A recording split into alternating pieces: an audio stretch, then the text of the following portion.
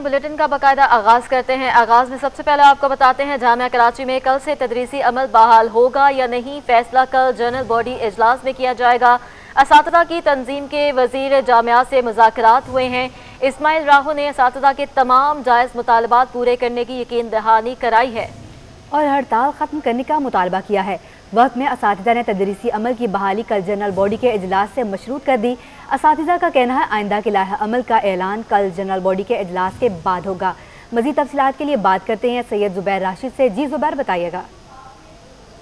जवाब हमें देखने को नज़र आता है कि मुज़ाकरात जो है काफ़ी खुशगवार माहौल में हुए हैं। अलबत्ता जामिया कराची में अंजुमन असातिज़ा की स्ट्राइक जो है जारी रहेगी कि नहीं रहेगी और कौन कौन से मुतालबात पूरे किए हैं, इस वक्त मेरे साथ डॉक्टर मोहसिन मौजूद हैं, अंजुमन असातिज़ा के रुकन हैं। सर, ये बताइएगा कौन कौन से मुतालबात माने गए हैं और तदरीसी अमल कब तक फ़ाल हो जाएगा? देखें, सबसे पहले तो मैं मोहतरम इस्माइल राहू साहब का शुक्रिया अदा करता हूँ कि उन्होंने आज हमें मुलाकात के लिए बुलाया और हमारे जो मुज़ाकरात हुए बहुत खुशगवार माहौल में हुए और उन्होंने हमारे तकरीबन तमाम ही मुतालबात सुने और उन पे यकीन दहानी कराई कि उस पर इंशाअल्लाह ताला वो अमल करेंगे। तो कल और उन्होंने हमसे ये भी मुतालबा किया कि हम तदरीस को बहाल कर दी जाए। तो लिहाजा क्योंकि ये जनरल बॉडी का फ़ैसला है कि तदरीस का बायकाट रहेगा, तो कल हमने असातिज़ा के जनरल बॉडी का इजलास तलब किया है और वहीं से इसी फ़ैसले को जो है क्या नाम है तदरीस का अमल जो है आइंदा का जो भी लाए अमल होगा इस हवाले से वहीं फ़ैसला किया जाएगा। ठीक है जी, बहुत शुक्रिया। डॉक्टर मोहसिन इस वक्त हमारे हमरा मौजूद थे। उनका यही कहना था कि कल जामिया कराची में अंजुमन असातिज़ा के जनरल बॉडी का इजलास मुनक्किद होगा, उसमें अहम फैसले मुतवक्किल हैं, उसमें ही आगे के लाए अमल के हवाले से बताया जाएगा। ताहम कल तक जामिया कराची में बरोज़ जुमेरात आपका बहुत शुक्रिया। जामिया कराची में अमल आज 9वें रोज़ भी मुअत्तल है। अंजुमन असातिज़ा की जानिब से वाइस चांसलर की अदम तकर्रुरी और फंड में कमी के खिलाफ आज यौम स्याह मनाया जा रहा है। असातिज़ा गैर तदरीस अमले के एहतजाज के बायस इंतज़ामी निज़ाम शदीद मुतासिर है। 9 रोज़ से मुअत्तल तदरीसी अमल के बायस तलबा आपे से बाहर हो गए हैं। सड़कों पर निकल कर शदीद एहतजाज किया। हाथों में बैनर्स थामे तलबा ने तदरीसी अमल बहाल करने और फीसों में इजाफा वापस लेने का मुतालबा भी कर दिया। ऑयल टैंकर्स कंटेनर्स एसोसिएशन ने एहतजाज का इंदिया दे दिया है। कहते हैं हुकूमत मामलात हल करने के लिए संजीदा नहीं है। इस वक्त एसोसिएशन के सदर और जनरल सेक्रेटरी हमारे नुमाइंदे हबीब खान के साथ मौजूद हैं। इनसे मजीद तफसीलात जानेंगे। जी हबीब। बिल्कुल, देखिए इस वक्त बढ़ती महंगाई और पेट्रोलियम मसनूआत की कीमतें जहाँ पे इजाफा मुसलसल हर 15 दिन में देखने में आ रहा है, उससे तमाम तर जहाँ पर आम सार्फिन मुतासिर है, वहीं बिजनेस और कारोबार भी जो है वो मुतासिर होता दिखाई दे रहा है। इस वक्त हमारे साथ ऑयल टैंकर कॉन्ट्रैक्टर एसोसिएशन के प्रेसिडेंट हमारे साथ मौजूद है अब्दुल्ला अफरीदी साहब। आबिद साहब, ये बताइएगा, एक तो पेट्रोलियम मसनूआत की कीमतों में हर 15 दिन में इजाफा हो रहा है, टैक्सेशन के दीगर मसाइल हैं, कैसी सूरत हाल है कारोबार की? इस वक्त कारोबार कितना रह गया है? औज़ुबिल्लाहि बिस्मिल्लाहिर्रहमानिर्रहीम। कारोबार तो बिल्कुल है नहीं है। पहले मसला काम वगैरह बहुत अच्छा था। जैसे 15 दिन बाद ये डीज़ल बढ़ाते, हम लोग का रेट बढ़ते किराए का और टेयर में बहुत बड़ा फ़र्क आता है, पार्ट्स में बहुत बड़ा फ़र्क आता है, बहुत मसले मसाइल है, बहुत ज़्यादा महंगाई हो गया। आखिर हम लोग खा तक हम लोग मजबूर हो गया, बर्दाश्त से बाहर हो गया। दूसरी बात, हम लोगों का कुछ मसले मसाइल है। 4 महीने से हम लेटर लिखते हैं मिनिस्ट्री को, DGIL को और बुगराची चेयरमैन को और CSC को, यार हम लोग ये मसले हल करो खुदा के लिए। बहुत ज़्यादा तकलीफ लोगों को, ऑयल टैंकर वाला ड्राइवर कंडक्टर को, इस फीट को, वो हम लोगों का मसला हल नहीं करे। बार बार रिमाइंडर भी हम भेजते हैं ना, बार बार लेटर भी भेजते हैं, फ़ोन भी करते हैं ना, अभी तक हम लोगों का मसला हल नहीं किया ना। अगर हल नहीं करेंगे, वैसी भी महंगाई भी ज़्यादा, हम लोग आखिरी एहतजाज पे जाएंगे। जो तकलीफ होगा आवाम का, ये इसका मिनिस्ट्री जिम्मेवार होगा, गवर्नमेंट जिम्मेवार होगा। जल्द से जल्द अगर इस मामलात पर बैठ कर कोई मुलाकात कर ली जाए और इसका हल तलाश कर लिया जाएगा तो ट्रांसपोर्ट का जो इस वक्त कारोबार जो कि बढ़ती महंगाई और बाकी तमाम तर मामलात के असर हो रहा है, उसमें कुछ रिलैक्सेशन। हबीब, आपका बहुत शुक्रिया। कराची के ताजर पॉइंट ऑफ सेल को FBR का काला कानून करार दे रहे हैं। इसकी क्या वजह है, जानते हैं अयाज राना से। जी अयाज, बताइएगा। जैसे हम देख रहे हैं कि कराची के ताजिर जो है वो पॉइंट ऑफ सेल को लेके एहतजाज क्यों कर रहे हैं, आखिर खौफ की वजह क्या है, उसको जानने के लिए इस वक्त हमारे साथ जो जिशान मर्चेंट साहब जो कि प्रेसिडेंट हैं टैक्स बार के, उनसे जानते हैं। जिशान भाई, क्यों ये जो है खौफ है ताजरों के अंदर पॉइंट ऑफ सेल को?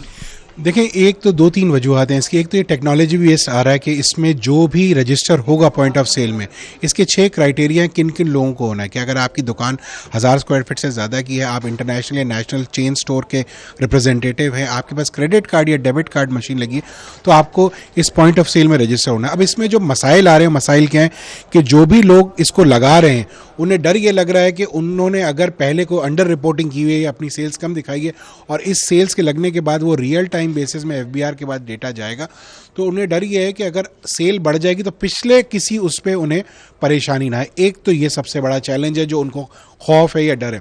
दूसरा इनका ये मसला है कि जो भी ये ख़रीदारी कर रहे हैं तो इनको पक्की रसीदें नहीं मिलती, ताकि क्योंकि उसमें सेल्स टैक्स चार्ज नहीं होता। अब ये जो सेल्स टैक्स का निज़ाम है वो ये है कि आप इनपुट और आउटपुट को एडजस्ट करने के बाद नेट अमाउंट पे कर देते हैं। मैं समझता हूँ FBR का रोल यहाँ पे ये है कि एक तो ना सिर्फ अवेयरनेस क्रिएट करें कि ऐसा कुछ नहीं होगा, और उन्हें ये अश्योरेंस दें कि जब वो POS में रजिस्टर होंगे तो उनके पुराने खातों को नहीं पूछा जाएगा और उन्हें कोई परेशानी नहीं होगी।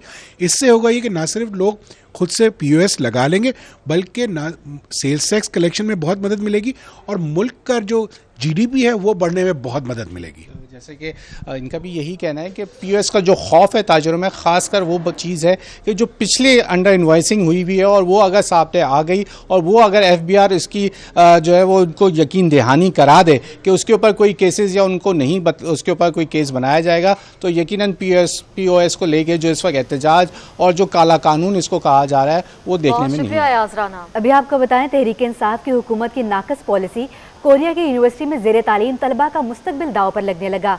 तलबा कहते हैं कोरोना की मद्दे वीज़े रोके गए, 2 सेमेस्टर बर्बाद हो गए। गवर्नमेंट ने सपोर्ट नहीं किया। आदिया नाज से तफसीलात जानेंगे। जी आदिया, क्या तफसीलात हैं आपके पास? नाकिस पॉलिसीज ने तलबा के मुस्तकबिल को तारीक करके रख दिया है। कोरोना वायरस के दौरान जो हुकूमती पॉलिसीज़ अपनाई गई उसने बहुत से तालिबे इल्मों के जो मुस्तकबिल है उसके ऊपर काले दायरे लगाना शुरू कर दिए। कुछ ऐसे ही स्टूडेंट्स आज मेरे साथ मौजूद हैं जो कि कोरिया में तालीम हासिल करने की गर्ज से गए थे। जब वापस छुट्टियों में आए तो फिर यहाँ से वापस ना जा सके। यूनिवर्सिटीज़ की फ़ीस भी एज इट इज़ जा रही हैं, वहाँ जो इनके फ्लैट्स हैं उनके किराए भी वैसे ही जा रहे हैं, लेकिन नहीं जा पा रहे। तो ये स्टूडेंट्स यहाँ से नहीं जा पा रहे, क्या वजह है कि ये यहाँ से क्यों नहीं जा रहे, इनसे जानेंगे। अच्छा, मुझे बताइएगा, आपके ख्याल में ऐसी क्या वजूहात हैं कि आप लोग यहीं के रह गए, वहाँ नहीं जा पा रहे जहाँ आपके एडमिशन हैं? मैडम, ये असल में बहाना तो कोरोना होता है, लेकिन पूरी दुनिया में देखें सिर्फ 3-4 ममालिक हैं जिनके स्टूडेंट्स को वीज़ा नहीं मिल रहा है। उन 3-4 ममालिक में पाकिस्तान शामिल है।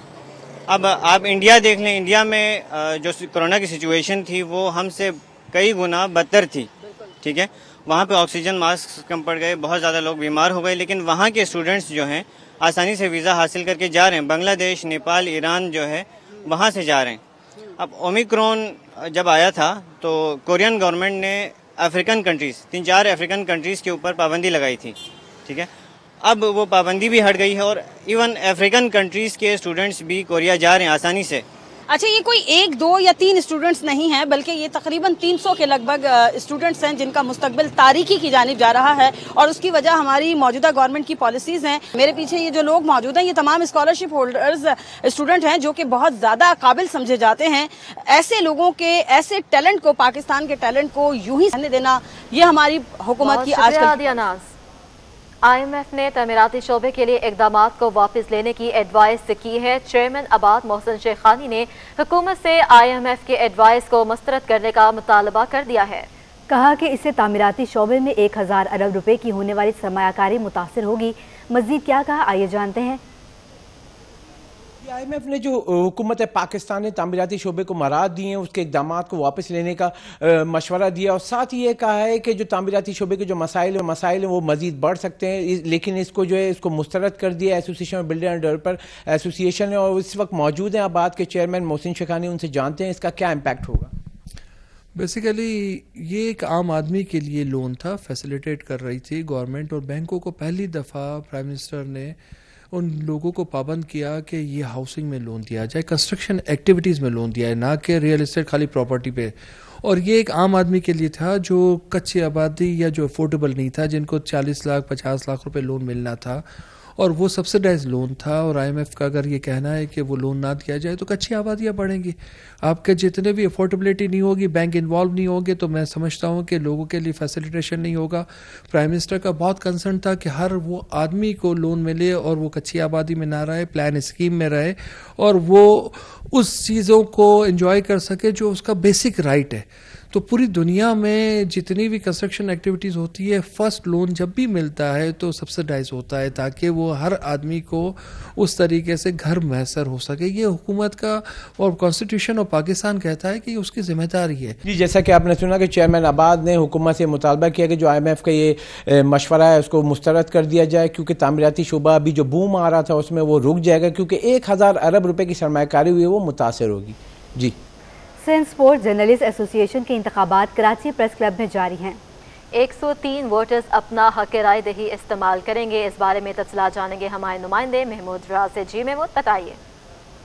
कराची प्रेस क्लब में सिंध स्पोर्ट्स जर्नलिस्ट एसोसिएशन के ज़ेरे इंतजाम जो इंतखाबात का सिलसिला जारी है, जो कि साल 2022 और 23 के लिए इलेक्शन हो रहे हैं। इसमें टोटल 103 कराची और पूरे सिंध से जो है वो इसके अंदर उम्मीदवार जो रुकन है स्पोर्ट्स जो सहाफ़ी हैं वो है। इस वक्त इलेक्शन का सिलसिला जारी है। हम बात करते हैं जो कि साबिक सेक्रेटरी हैं और ख़ुद भी इलेक्शन ले रहे हैं, कैसे देखते हैं स्पोर्ट्स जर्नलिस्ट भी जो एक इंतखाबात के ज़रिए साफ शफाफ जो है वो बॉडी सामने आती है। महमूद भाई बहुत शुक्रिया। बात यह कि हमारे टोटल 110 मेंबरान हैं, जिसमें से जो मुल्क से बाहर हैं और जो एसोसिएट मेंबर हैं उनको माइनस करने के बाद 103 हमारे वोटर्स हैं जो अपने हक रायदही इस्तेमाल कर रहे हैं। इसके ज़रिए हम आइंदा 2 साल के लिए जो है अपने अहदेदारान का इंतखाब करेंगे। एक जमहूरी एक्टिविटीज़ है और आप तो जानते ही हैं कि सबसे ज़्यादा जमहूरियत पर जो लोग यकीन करते हैं उसमें नंबर 1 पर वो सहाफ़ी आते हैं। जैसे यहाँ पर ये देखिए कि इलेक्शन का सिलसिला जारी है और हमारे साथ एक उम्मीदवार भी हैं जो कि इंतखाब लड़ रहे हैं। कैसे देखते हैं अनीस भाई, आप तो रेडियो पाकिस्तान शोबा सहाफ़त से स्पोर्ट्स पे जो सहाफ़ी स्पोर्ट्स के हैं जो इलेक्शन करा रहे हैं साफ शफाफ? बहुत अच्छी रिवायत है। ज़ाहिर है इलेक्शन एक अच्छी रिवायत है और इस जमहूरी रिवायत को कायम रखने के लिए बहुत ज़रूरी है कि इलेक्शन हो और इसमें जो भी लोग हिस्सा लेते हैं, जीत हार इसका मकसद नहीं है। इसका मकसद यही है कि एक पॉजिटिव सरगर्मी है जो जारी है और यकीनी तौर पर सजाज जो है जिस तरह से काम कर रही है, इलेक्शन का रिजल्ट चाहे कुछ भी हो, काम उसी तरह करेंगे। ये 12 बजे इलेक्शन का आगाज हुआ और 6 बजे बगैर किसी तातुल के इलेक्शन जारी रहेगा, जिसके बाद जो है वो नई जो काबीना आएगी, ओहदेदारान आएंगे और वो अगले 2 साल तक कराची और पूरे सिंध में स्पोर्ट्स के सहाफ़ियों के लिए बहबूद के लिए, फलाह बहबूद के लिए और खेलों की सरगर्मियों को बेहतर बनाने के लिए काम करेंगे।